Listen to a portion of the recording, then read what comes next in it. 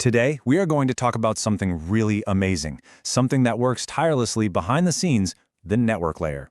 You can think of it as the internet's own global postal service, making sure your data gets exactly where it needs to go, no matter where in the world that is. So let's get into it. Just think about it for a moment. You hit send on a message, or you type in a website address. That data has to travel through a massive, complex maze of networks all over the world. It doesn't just get there by chance. It's guided with incredible precision. So, how does it do that? Well, that's the magic of Layer 3, the network layer. All right, here's what we'll be covering. We'll look at why it's like a GPS for the internet, the tools it uses like addresses and routers, how it picks the very best route for your data, what it does when a piece of data is too big, and how we keep this whole system secure. And finally, we'll see why it is so important for everything we do online. Okay, so first things first. Let's really understand what this layer is actually doing every time you go online. The network layer, which is layer 3 in the OSI model, has one main job: to deliver data packets from your device to a destination device, even if they are on completely different networks. The easiest way to picture it is as a GPS for your data. It figures out the final destination and then maps out the most efficient route to get there.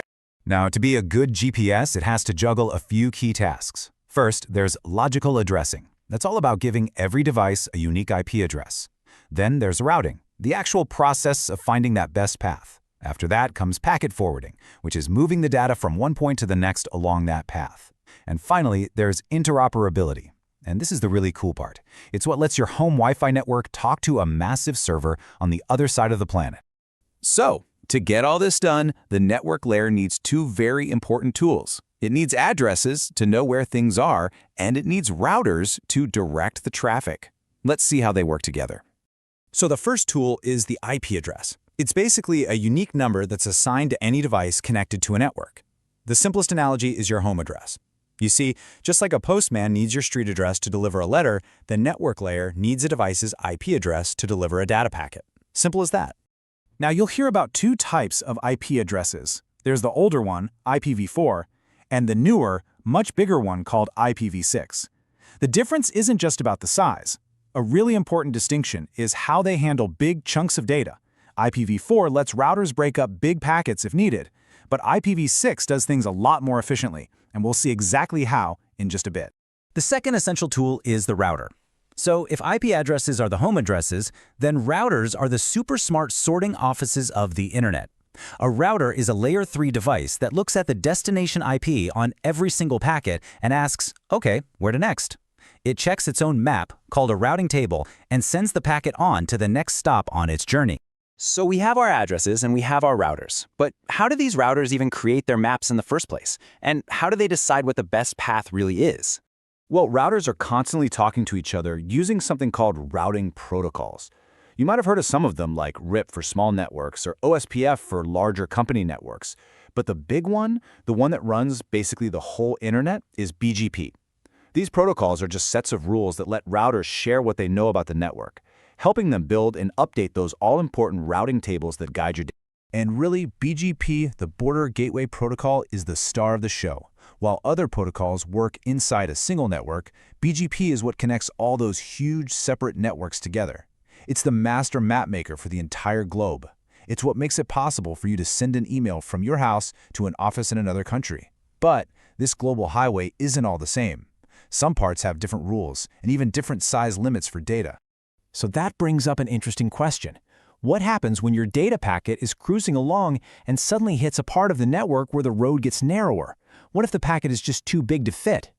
In the old IPv4 world, the answer is fragmentation. If a packet is too big for the next leg of the journey, bigger than its maximum transmission unit or MTU, the router literally chops it up into smaller pieces. Each little piece gets its own new address label and is sent on its way. This works, but it means the computer at the final destination has the extra job of putting the puzzle back together in the correct order. IPv6, however, is much smarter about this. An IPv6 router will not chop up a packet. If it's too big, it just drops it. But, and this is the clever part, it sends a packet too big error message back to the original sender. This tells the sender, hey, you need to send me smaller packets. It's a fantastic design because it pushes the work back to the source, which keeps the core of the network fast and efficient. Now, because the network layer is in charge of all this addressing and routing, making sure everything gets to the right place, it also becomes a really big target for attackers. Securing this layer is like putting security guards on every single highway and intersection on the internet. And the threats are very real. Attackers can use IP spoofing to fake their address and pretend to be someone you trust. They can launch routing attacks to mess with the router's maps, secretly sending your data to them instead of its real destination. They can even place themselves in the middle of your conversation to spy on or even change your data. And then there are things like ICMP floods, which are just designed to overwhelm a device and shut it down. So how do we fight back? One of our best weapons is something called IPsec. It stands for Internet Protocol Security. It's a whole collection of tools that can basically verify who you're talking to and encrypt every packet of data. The best way to think about it is like putting your data inside an armored truck for its entire journey. It proves you're sending to the right place, and it makes sure nobody can look inside. And IPsec has two main ways of working. First is tunnel mode. This is what's often used for VPNs that connect two entire offices. It encrypts your whole packet, the data, the address, everything, and puts it inside a new packet. This hides everything. The other is transport mode, which is a bit more efficient. It only encrypts the actual data, leaving the original address visible. This is great for a secure connection directly between two computers. Phew, okay, that was a lot.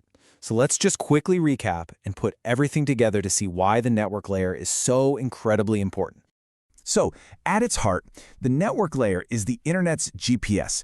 It uses IP addresses and routers to guide our data. It solves problems like data packets being too large, and it's a critical front line in our cybersecurity defenses with tools like IPsec standing guard. And let's be absolutely clear on this point. Without the network layer, the internet as we know it simply could not exist. There would be no way for your home network to connect to your office network, no way for you to visit a website hosted in another country. It is, without a doubt, the foundation of our connected world. And that leaves us with one final thought. Every day, we're connecting billions of new devices to the internet, everything from our cars to our refrigerators. The pressure on the network layer is just immense. So what do you think is the next big challenge it has to solve? Is it faster routing? Is it smarter security? Or is it something we haven't even thought of yet? That's the question that engineers are trying to answer right now. Thanks for watching. Like, share, and subscribe.